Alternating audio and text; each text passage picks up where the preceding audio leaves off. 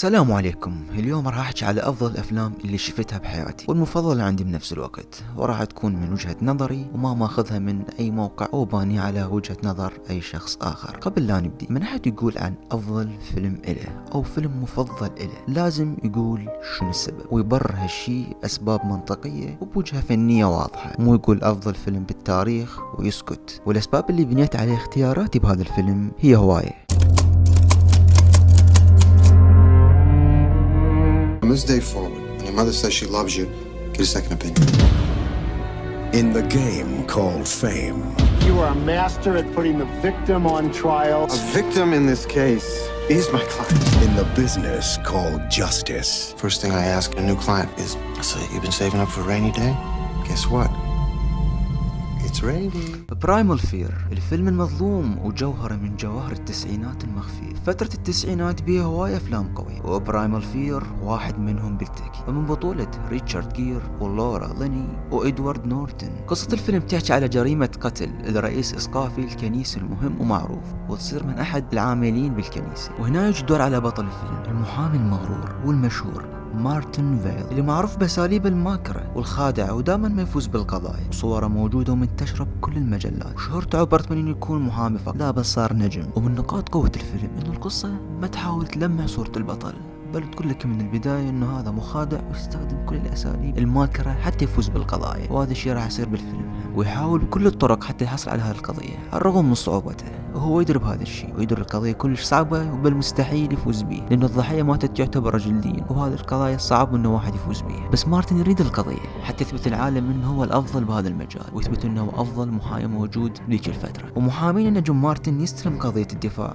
عن المجرم اللي ينطي نظرات بريئة وبنية جسمانية ضعيفة، واحنا كمشاهدين نتعاطف وياه لانه مستحيل هيك شخص يرتكب جريمة قتل. وبالجانب الاخر بطلنا الثاني بالفيلم اللي هي محامية الادعاء من تمثيل لورا ليني، المحامية اللي كانت تشتغل كمساعدة عند مارتن، وكانت تربطهم علاقة حب سوية سابقة، لكن ما يدوم هذا الشيء وانقطعت هذه العلاقة وانتهت. وبالفيلم نشوف تناغم ممتاز ورهيب بين لورا ليني وريتشارد جير، وتمثيل رائع بين الاثنين، لان مارتن يعرف كل نقاط ضعف لورا لانه هو اللي دربها، يعرف كل شيء عنها، وراح يستغل هذا الشيء، وراح نشوف هذا الشيء ايضا بالفيلم. واذا نحكي عن قوة التمثيل فلازم نحكي عن ادوارد نورتون يقدم اداء جبار، اداء مؤثر، اداء يتلاعب بينا كمشاهدين، مو بس يتلاعب بالمحامي مارتن، وبنظرات وبكلام وبحوارات قوية ما ندري اذا كان فعلا هو المرتكب الجريمة او لا. خلينا نشك بنفسنا من قوة الاداء، وهذا اول اداء يقدمه له بحياته، وافضل اداء المسيرة ادوارد كلها، وترشح اوسكار على هذا الدور. فعندنا 3 اطراف و3 محاور رئيسية وشخصيات بالفيلم، كلهم تربطهم هدف واحد، انه يفوزون بالقضية، وتصير تطورات بالقصة وبالاحداث، ونكتشف جانب اخر خفي من القضية، جانب اكبر من هذا الشيء. الفيلم ممتاز ويعتبر من الافضل بانواع الجريمة والتحقيق والقضايا والمحاكم، لا بلا نشوف الافضل من هذا النوع. انصح كل واحد يشوف هذا الفيلم، من اذا يشوفون الفيديو صدقوني ما راح تندمون عليه ابدا. Primal Fear is a perfect movie.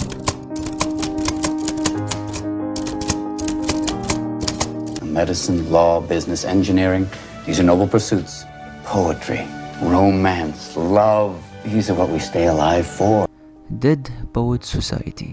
قصة الفيلم تحكي عن المدرس جون كيتن اللي كان واحد من طلاب هاي المدرسة، بس الآن يرجع لها كمدرس اللغة الإنجليزية والشعر، ويحاول يوعي الطلاب أساليب مبتكرة وغير تقليدية، وأساليب جديدة وغريبة كلش بنفس الوقت. والمدرسين بهاي المدرسة قاموا يشوفون جون ويكرهون أسلوبه التدريسي اللي قدمه للطلاب، الأسلوب الغير تقليدي والغريب بنفس الوقت. وجون كان إنسان خارج عن المألوف وغير تقليدي، ويعيش الحياة ويستمتع بها كل لحظة بلحظة، لأن من وجهة نظره انه الحياة ما راح تتكرر. وكان هذا اول شيء جون يعلمه لطلابه، وكان يسولف الطلاب قصته من كان طالب بعمرهم، وسوى ويا جماعته مجتمع للشعر خاص بيهم هو واصدقائه، وسماه Dead Poet Society. وهذا الشيء ألهم الطلاب اللي يدرسهم وقلدوه، وسووا مجتمع خاص بيهم للشعر، وايضا سموه Dead Poet Society. وقاموا يجتمعون بالليل ويسوون جلسات شعرية بيناتهم كل يوم، وهذا الشيء ألهم الطلاب وخلى عندهم فكر ووعي بالدنيا. والطلاب حبوا المدرس جون وتعلقوا به، بحيث قاموا ينتظرونه كل يوم ويتحمسون للمدرسة بس على مود المدرس جون. صار لهم مثل الفقر، صار لهم مثل تمثال يقتدون به ويسمعون نصائح ويحاولون يصيرون مثله ويوعون مثل وعيه. ومدرسنا العبقري جون كان يقول إن الشعر أسمى من أن يكون على مقاييس أو ينحط تحت قواعد معينة، والشعر بالنسبة لجون جون ما كان رياضيات أو كيمياء أو فيزياء، من وجهة نظره كان إنه شيء ينحس بالقلب أكثر من إنه ينفهم بالعقل. الفيلم من كل النواحي جميل تمثيليا وإخراجيا والسينماتوغرافي، وروبن ويليامز والأداء المؤثر والعاطفي اللي قدمه كالعادة، والفيلم مؤثر وملهم بشكل كبير كله، بس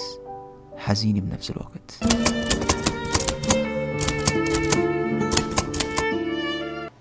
I'm gonna make him an offer he can't refuse.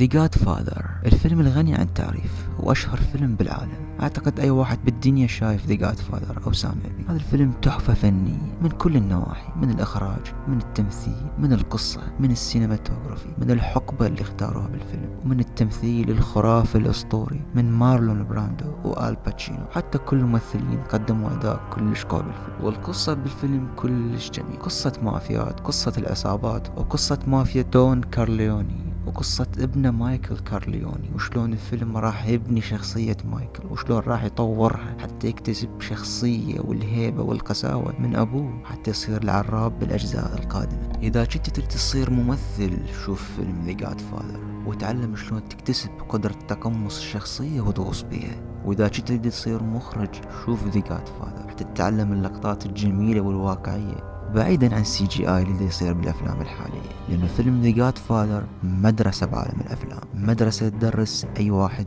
يحب يشتغل بهالمجال.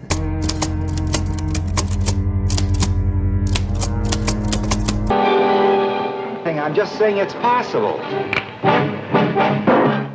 12 Angry Men، 12 رجل غاضب. فيلم أسود وأبيض، وفيلم من الخمسينات، شلون يدخل قائمة أفضل الأفلام اللي شفتها بحياتي. أنا أقول لك ليش. السحر كله يكمن بالمخرج العبقري سيدني لوميت، اللي قدر يسوي فيلم يشد المشاهد ويخليه قاعد على طرف الكرسي على طول الفيلم، ترقب وبتفاعل، وخلينا نفكر ونتناقش ويا شخصيات الفيلم ال12. الفيلم عبارة عن 12 شخصية وغرفة واحدة. كل الفيلم بغرفة واحدة، كل أحداث الفيلم بس بالغرفة، وغرفة هيئة المحلفين، الغرفة اللي يتحدد بها مصير شاب متهم بجريمة قتل من الدرجة الأولى. وراح نشوف بالفيلم تضارب وآراء واختلاف وجهات نظر بشكل كبير كلش، ونشوف أسباب كل واحد من 12 اللي بهيئة المحلفين حتى يقررون إذا كان المتهم مذنب أو غير مذنب. ومن قوة الفيلم يخاطبنا وخلينا إحنا كمشاهدين كانوا قاعدين وياهم بالغرفة، ونصير شخص رقم 13 بغرفة هيئة المحلفين، وإحنا نقوم نفكر ونتفاعل بحواراتهم ونحاول نفهم وجهة نظرهم حتى إحنا منقرر إذا كان المتهم مذنب أو غير مذنب. الفيلم تحفة فنية، الفيلم ما يتفوت أبد، أنصح الكل بالمشاهدة. قبل لا أقول المركز الأول راح أذكر القائمة الشرفية، أفلام تستحق المشاهدة وقوية كلش. 7 ساموراي للمخرج أكيرا كوراساوا، سبيرتد أواي للمخرج هايو ميازاكي، بولب فيكشن لكوينتين تارانتينو، سين سيتي 3 مجانين، فرانك ميلر، روبرت رودريغيز وكوينتين تارانتينو يعني دموية، سايكو للأسطوري ألفريد هيتشكوك، ذا ترومان شو للمبدع بيتر ويل، جود فيلز للإيطالي الأصل مارتن سكورسيزي، تشاينا تاون للمبدع البولندي رومان بولانسكي، ذا أنتاتشبل لبراين دي بالما، Once Flew Over the Cuckoo's Nest للرائع تشيكي ميلوش فورمان.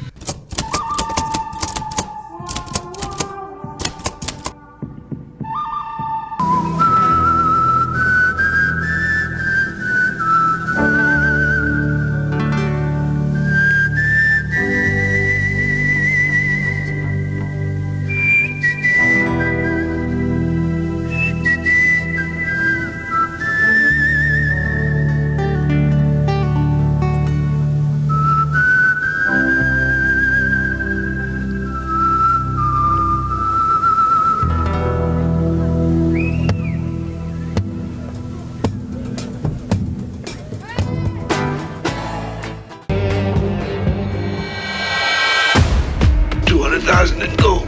Yours. Win. Cemetery. $200,000 is a lot of money. We're gonna have to earn it.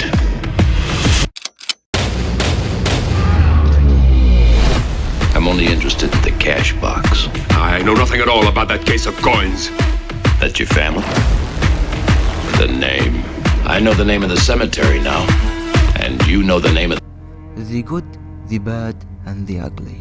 فيلم غرب أمريكي، أفضل فيلم بالتاريخ بالنسبة لك. لحظة قبل لا تعصب وتنتقدني خلي أقول لك ليش. المخرج الإيطالي سيرجيو ليوني بداية الستينات ما كانت تعجبه أفلام الغرب الأمريكي، كون الأفلام مكررة من ناحية القصة ودائما ما تنتهي البطل يطلق النار يقتل الشرير ويفوز وينتهي الفيلم بدون أي عمق للشخصيات وبدون أي تنوع. بس سيرجيو ليوني بدأ يسوي أفلام غرب أمريكي وقام يسويها أفضل من الأمريكان نفسهم. قصة الفيلم تقع بالحرب الأهلية الأمريكية، يتمحور الفيلم على 3 شخصيات أساسية وأبطالنا هو لهم من أبطال.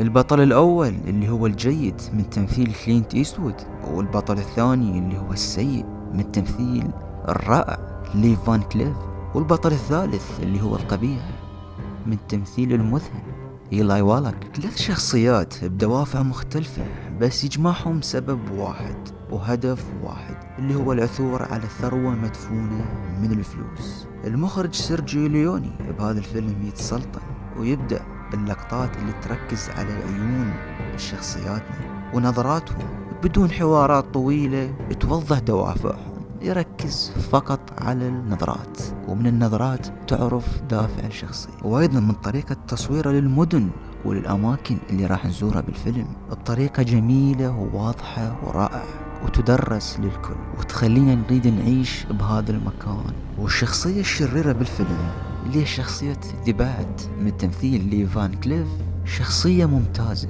بالنسبة لي أعتبرها الأفضل شخصية شريرة بالأفلام بالتاريخ كلها. شخصية هادئة ما يحكي هواية ونظراته مرعبة تخلي الشخصيات من حوله تخاف وترتعب وما تعرف شنو دافع الشخصية، لأنه احتمال يقتلهم بأي لحظة من لحظات الفيلم. وعلى الرغم من ظهوره القليل بالفيلم بس من يطلع تحسي بهيبة الشخصية وبالنظرات المميزة المرعبة وطريقة كلامه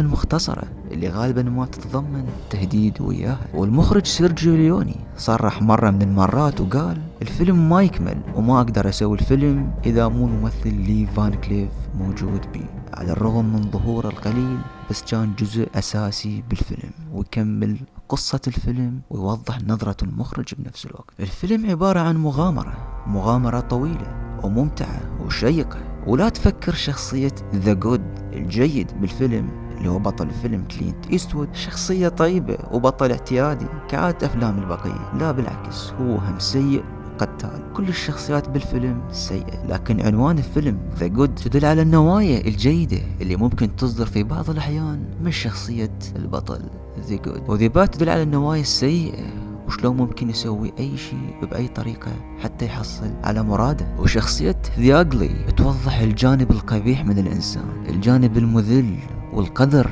من الناحية الإنسانية والطرق الرخيصة والقدرة اللي حصل منهم الفلوس، بس هدفهم هذول 3 هو الدراهم. الموسيقى بالفيلم جزء أساسي ما يتجزأ من الفيلم، ووجود الموسيقى مهم كوجود الممثلين بالفيلم. ومن قوتها وعظمتها للملحن الإيطالي إنيو ماراكوني، والمشهد الأسطوري اللي يصير بالأخير وهي الموسيقى الأسطورية بدون أي كلام ولا أي حوار من الشخصيات. هذا الفيلم تحفة فنية خالدة من سنة 66 لحد الآن.